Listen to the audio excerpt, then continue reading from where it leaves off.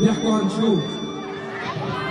بيحكوا عن صبري، حجموني بشي 20 يوم. كل يوم بكفر فيكي وبعد الساعة 12 بتوب. اسمعي صوتي، شوفي صدري كله ندوب. ما اضطر علينا صبري صبر أيوب عودي. خليتك بموسيقتي ما تموتي.